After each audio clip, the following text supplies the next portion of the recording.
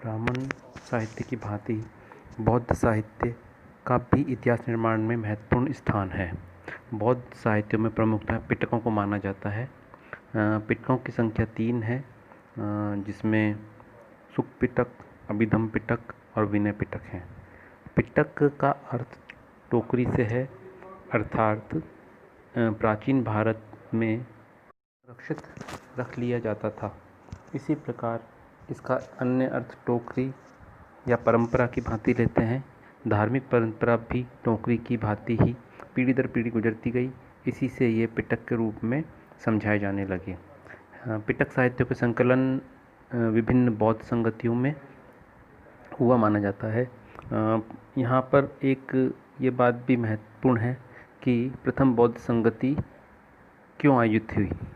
कहते हैं कि महात्मा बुद्ध की मृत्यु के पश्चात सुभद्रा नामक एक भिक्षु ने यह कहा कि अब हम महात्मा बुद्ध द्वारा निर्मित अनेक सिद्धांतों और विधि निषेधों से मुक्त हो गए हैं। अब हम स्वेच्छानुसार आचरण कर सकेंगे। अन्य भिक्षुओं ने जब इस प्रकार की उत्तरदायित्वहीन कथन को सुना तो संघभेद की आशंका उत्पन्न हुई। तब इस भय का निवारण का उन्हें यह उपाय सूझा कि महात्मा बुद्ध के समस्त उपदेशों को संग्रहित कर धर्म और विनय के रूप में निश्चित कर दिया जाए, जिससे कोई भी भिक्षु धर्म के नाम पर अधर्म का प्रतिपादन न कर सके। और इसी उद्देश्य से महाकश्यप ने राजगृह में 500 भिक्षुओं की संगति का आयोजन किया। यह बहुत संभव है कि वर्तमान रूप में प्राप्त धम्म और विनय का विशाल का नियमावली का पाठ इस संगति में न हुआ हो, परंतु उसके स्थान पर आधारभूत सिद्धांतों का निर्धारण अवश्य इस संगति में हो गया होगा। अभिधम्म पिटक अंतिम माना जाता है। अब हम इन पिटकों की विषय वस्तु के बारे में बात करते हैं। विनय पिटक में भिक्षु भिक्षुणियों के संग एवं दैनिक जीवन संबंधी आचार विचार, विधि निषेध और यम नियम इत्यादि संगत हैं। जैसा कि पहले बताया जा चुका है कि अभिधम्म पिटक निश्चित रूप से सबसे बाद की रचना है, परंतु फिर भी ये कहना कि शेष 2 पिटक में से कौन अधिक प्राचीन है कठिन है, क्योंकि सूक्त पिटक और विनय पिटक के अंश उभयनिष्ठ हैं। विनय पिटक को हम पुनः 3 भागों में विभक्त कर सकते हैं, जिसमें पहला है सूक्त विभंग। इसके 2 उपभाग हैं, महाविभंग और भिक्षुण विभंग। दूसरा है खंडका, इसके 2 उपभाग हैं, महाभग और चुलभग। और तीसरा है परिवार अथवा परिवार पाठ। अब हम बात करते हैं सूक्त पिटक की। तो सूक्त पिटक में धर्मोपदेश अथवा धर्माख्यान संचित हैं। सूक्त पिटक में भी पुनः 5 निकाय हैं, जिसमें पहला है दीर्घ निकाय। इसमें सूक्त और अन्य विषयों के सूक्तों को अपेक्षा अधिक बड़े रूप में वर्णित किया गया है। इसमें कुछ गद्य हैं, कुछ गद्य मिश्रित पद्य हैं, पर अधिकांश सूक्तों में बौद्ध धर्म के सिद्धांतों और सदाचारिता का प्रतिपादन ही किया गया है। दूसरा इसमें है मंजिम निकाय। मंजिम का अर्थ होता है ना तो अधिक दीर्घ ना अधिक लघु, अतः ये मध्यम आकार के हैं। इसमें बौद्ध धर्म के विविध विषयों के ऊपर व्याख्यान, वार्तालाप और कथानक हैं। तीसरा संयुक्त निकाय है। इसमें सूक्तों के संयुक्त का समुच्चय है। एक एक विषय पर अनेक सूक्त हैं। इन समान विषयक सूक्तों का प्रत्येक संग्रह संयुक्त के नाम से विख्यात है। चौथा है अंगुत्तर निकाय। इस सूक्त में 11 निपातों यह सूक्त 11 निपातों में संगठित है और इन निपातों में क्रमशः 1 से लेकर 11 संख्या वाली वस्तुओं का उल्लेख किया गया है।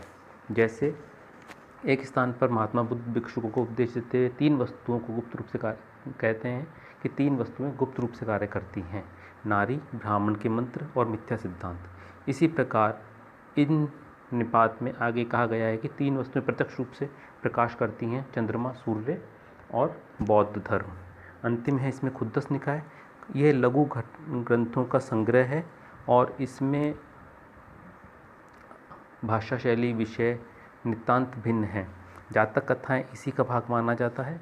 अब बात करते हैं जातक कथाएं क्या हैं। जातक कथाएं भगवान बुद्ध के पूर्व जन्मों की कहानियां हैं। मौलिक रूप से जातक कथाएं अभी विलुप्त हो गई हैं, परंतु इसका उदाहरण हमें विभिन्न टीकाओं में मिलता है। इसके अलावा भरहुत और सांचू के स्तूपों पर अनेक जातक ग्रंथ के दृश्य अंकित हैं। अभिधम्म पिटक की हम बात करें तो अभि का अर्थ होता है उच्चतर, अतः अभिथम पिटक का विषय तो धर्म है, परंतु उसका विवेचन उच्चतर व्याख्या अथवा दर्शन के रूप में किया गया है। अतः हम कह सकते हैं कि ये एक दार्शनिक सिद्धांतों का संग्रह है। इसमें भी सबसे अधिक महत्वपूर्ण है कथा वस्तु। बौद्ध परंपरा के अनुसार मोगलीपुत्र तिस्य ने तीसरे बौद्ध संगति के अवसर पर इसका संकलन किया था। पाली भाषा में रचे गए इन ग्रंथों का संकलन प्रथम शताब्दी ईसा पूर्व तक हो गया माना जाता है। त्रिपिटकों की सबसे बड़ी विशेषता यह है कि बौद्ध संघों के संगठन का पूर्ण विवरण हमें इसमें देखने को मिलता है।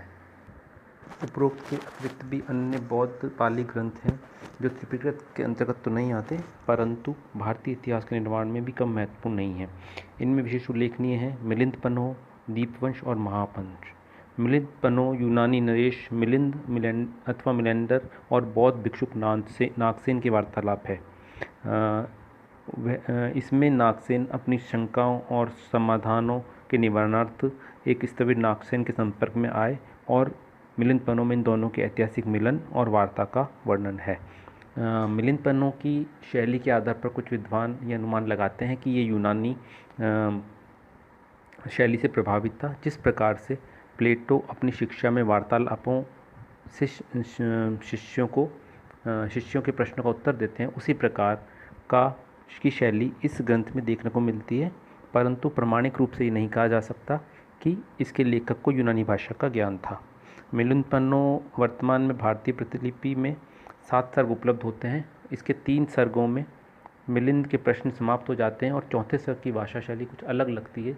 इस आधार पर ये अनुमान लगाया जाता है कि इसमें केवल 3 सर्ग ही मौलिक थे, बाकी 4 सर्ग बाद में जोड़े गए। मिलिंद पन्नो के अतिरिक्त दीपवंश और महावंश भी महत्वपूर्ण हैं। ये दोनों पाली भाषा में लिखे गए हैं। दीपवंश में श्रीलंका के इतिहास का वर्णन है और इसकी रचना अट्ट कथाओं के आधार पर की गई है। यद्यपि ये ग्रंथ आधुनिक परिभाषा में इतिहास ग्रंथ के रूप में नहीं आता, लेकिन फिर भी इससे हमें प्राचीन भारतीय इतिहास की बहुत सी जानकारी मिलती है। इसी प्रकार सिंघल का या श्रीलंका का दूसरा ग्रंथ महावंश है। इसकी रचना शायद महानाम नामक कवि ने की थी और ये 5वीं शताब्दी की है।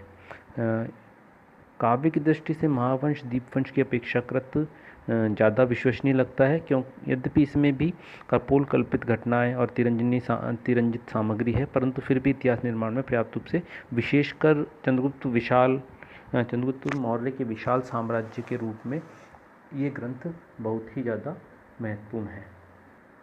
उपरोक्त के अतिरिक्त कतिपय टीकाओं में सुमंगल विलासिनी, समंत पासादिका, महावंश टीका आदि महत्वपूर्ण हैं, जिनसे भारतीय इतिहास पर प्रकाश पड़ता है। प्राचीन काल में संस्कृत में भी बहुत से बौद्ध ग्रंथों की रचना हुई। इनमें से कुछ महायान संप्रदाय के हैं और अधिकांश हीनयान संप्रदाय के हैं। इनमें महत्वपूर्ण उल्लेखनीय है महावस्तु।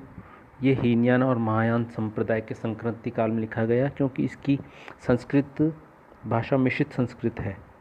इसमें ये ग्रंथ हीनयान संप्रदाय का है, परंतु इसमें महायान संप्रदाय की विशेषताएं, जैसे महात्मा बुद्ध का अहरत को अद्भुत शक्ति संपन्न व्यक्ति बताया गया है। अहरत पद के स्थान पर बोधिसत्व पद को प्रतिष्ठापित किया गया है और भिक्षुकियों के लिए ही नहीं वरन जन साधारण के लिए भी निर्वाण को प्राप्त करना बताया गया है। उपरोक्त ग्रंथ के अलावा विशुद्ध महायान संप्रदाय के भी अनेक ग्रंथ मिले हैं, जिनमें ललित विस्तार प्रमुख है, जिसका अर्थ होता है ललित का विस्तार, अर्थात महात्मा बुद्ध का वर्णन। इस ग्रंथ में महात्मा बुद्ध के एक जीवन को बताया गया है और लेखक ने महात्मा बुद्ध को देवी शक्ति संपन्न व्यक्ति चित्रित करने का प्रयास किया गया है। यह ललित विस्तार महायान परंपरा का ही ग्रंथ माना जाता है। इनके अलावा अश्वघोष भी एक महान लेखक हुए हैं, जिन्हें कनिष्क का समकालीन माना जाता है। इन्होंने बुद्ध चरित्र और सौंदरानंद नामक 2 प्रसिद्ध काव्य लिखे। बुद्ध चरित्र एक महाकाव्य है। साहित्यिक दृष्टि से महत्वपूर्ण होने के साथ साथ ऐतिहासिक दृष्टि से भी इसे महत्वपूर्ण माना जाता है। इसमें महात्मा बुद्ध की शिक्षाओं, उनके जीवन वृत्त का वर्णन है। सौंदरानंद में भी महात्मा बुद्ध की जीवन और बौद्ध धर्म के सिद्धांतों का वर्णन किया गया है। इसके अलावा अवदान साहित्य भी महत्वपूर्ण है। अवदान का अर्थ होता है सत्कर्म अथवा विरुचित कर्म। ऐसा लगता है कि अवदान साहित्य का कथानक भिन्न भिन्न ग्रंथों से लिया गया है और अलग अलग समय से लिया गया है। दिव्य अवदान महत्वपूर्ण है। दिव्य अवदान से अशोक के उत्तराधिकारियों से लेकर पुष्यमित्र शुंग तक के शासकों के विषय में सूचनाएं हमें प्राप्त होती है। इस प्रकार हम देखते हैं कि जहाँ ब्राह्मण साहित्य या ब्राह्मण ग्रंथ इतिहास पर प्रकाश डालते हैं, उसी प्रकार बौद्ध ग्रंथों से भी हमें अनेक ऐतिहासिक तथ्यों की जानकारी प्राप्त होती है। साथ ही साथ ये भी कह सकते हैं कि बौद्ध धर्म का विस्तार भारत के अलावा मध्य एशिया, तिब्बत, चीन, श्रीलंका, बर्मा, जापान आदि देशों में हुआ। यहाँ के विद्वानों के द्वारा भी भारतीय पाली और संस्कृत लिखित ग्रंथों का अनुवाद किया गया और ये अनुवाद भी हमें बहुत सी ऐतिहासिक सामग्री उपलब्ध कराता है। अब हम चर्चा करते हैं जैन धार्मिक ग्रंथों की। बौद्ध साहित्य और ब्राह्मण साहित्य के समान जैन साहित्य भी इतिहास निर्माण के लिए अति महत्वपूर्ण सामग्री उत्पन्न कराता है। जैन धार्मिक ग्रंथों को मुख्यतः आगम कहा जाता है। इसमें साधारणतः 12 अंग, 12 उपांग, 10 प्रकीर्ण, 6 छेद सूत्र, नंदी सूत्र, अनुयोग और मूल सूत्र प्रमुख माने जाते हैं। इनकी रचना अथवा संकलन किसी एक व्यक्ति अथवा काल में नहीं हुआ, बल्कि माना जाता है कि ईसा पूर्व 4वीं शताब्दी से लेकर 6वीं शताब्दी ईस्वी तक विभिन्न व्यक्तियों और संगतियों के माध्यम से इनका संकलन होता रहा। जैन आगम में प्रमुख स्थान 12 अंगों का है। आचरांग सूक्त में दोनों स्कंदों में जैन भिक्षुकों के आचरण नियमों का उल्लेख किया गया है। सूर्यमदंग सूक्त विरोधी मतों का खंडन करने तथा जैन भिक्षुओं के जीवन प्रणाली का मंडन करने के लिए विख्यात है। ठांगंग सूत्र में बौद्ध अंगुत्तर निकाय की भांति 1 से 10 तक की संख्याओं के आधार पर विविध प्रवचन हैं। भगवती सूक्त महावीर स्वामी के जीवन और कार्यकलापों के ऊपर प्रचुर मात्रा में प्रकाश डालता है। नाया धम्मकहा सूक्त में महावीर स्वामी की शिक्षाएं संग्रहित हैं।